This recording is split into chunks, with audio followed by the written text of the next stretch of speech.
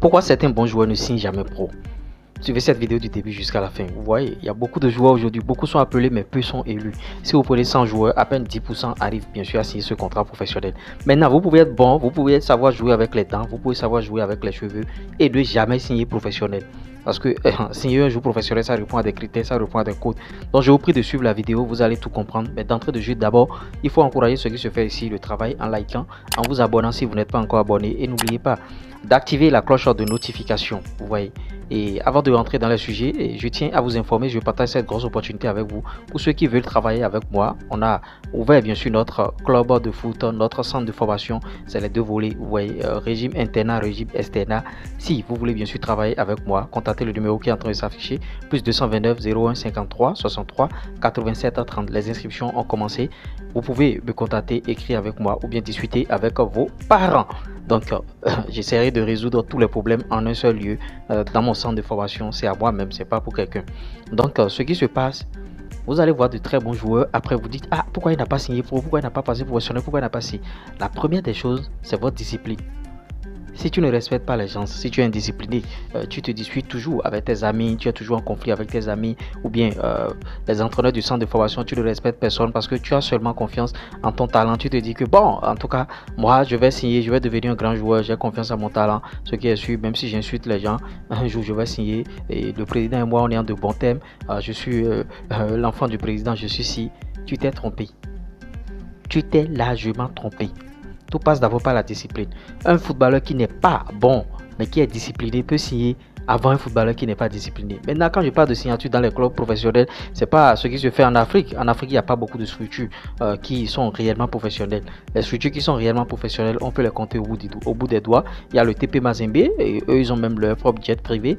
Il y a bien sûr, bon, Mamelodi Sundowns en Afrique du Sud, Sundowns, et il y a l'ASEC Mimosa, bon, c'est les trois qui sont bien reconnus. Il y a aussi d'autres, hein, Afia, il y a aussi beaucoup d'autres. Mais quand je parle du niveau professionnel, c'est niveau salaire, c'est niveau tout ce que vous voulez, vous voyez. Donc le niveau professionnel, tant escompté, les gens, c'est pourquoi beaucoup vont souvent à l'extérieur, c'est-à-dire en Europe. En Europe, il y a véritablement le professionnalisme. Et en Europe aussi, il y a le niveau amateur. Quand vous jouez, bien sûr, en national, équivalent de la 3e division, bien national, de 4e division, c'est pas le haut niveau, c'est pas le professionnalisme, même ça. Le professionnalisme, c'est le club de Ligue 1, Ligue 2 en France, le club de Première Ligue en Angleterre et le club de Championship en 2e division là-bas, le club de Liga, tout ce que vous voulez. Vous voyez, les Barça, les Real, oui, Manchester United, oui, c'est Brentford, Celtic, il y a aussi d'autres pays, hein. Bon, Dynamo Zagreb, oui, voilà là où moi je veux que vous jouez. C'est pourquoi je viens ici me chier matin, midi, soir en vous prodiguant de très belles conseils. Mais vous ne partagez pas, vous n'encouragez pas. Il faut partager, il faut encourager. Donc la discipline, c'est la première des choses pour jouer au haut niveau, pour passer professionnel. Vous voyez, tu peux avoir 27 ans, 28 ans et ne pas être encore professionnel, hein, et être en train de jouer au niveau amateur. Oui, tu vois. Donc la vidéo, ça concerne tout le monde. Donc si tu veux passer, la première des choses. Deuxième des choses, qu'est-ce qui trompe souvent les footballeurs? Quand ils sont au niveau amateur, le rythme n'est pas élevé comme au niveau professionnel. Le gars, il va à un test dans un club professionnel, il commence par se perdre. C'est pourquoi lors des séances d'entraînement, les entraîneurs doivent élever. Au niveau amateur, vous élevez le niveau de séance d'entraînement. Si vous n'élevez pas les niveaux, ça va jouer sur les gars quand ils vont à des tests dans des clubs professionnels. Parce que là-bas, ça joue très vite et c'est rapide. Tout le monde est bon physiquement. Donc ici, le travail doit être fait x2, x3 même, pour avoir un niveau raisonnable.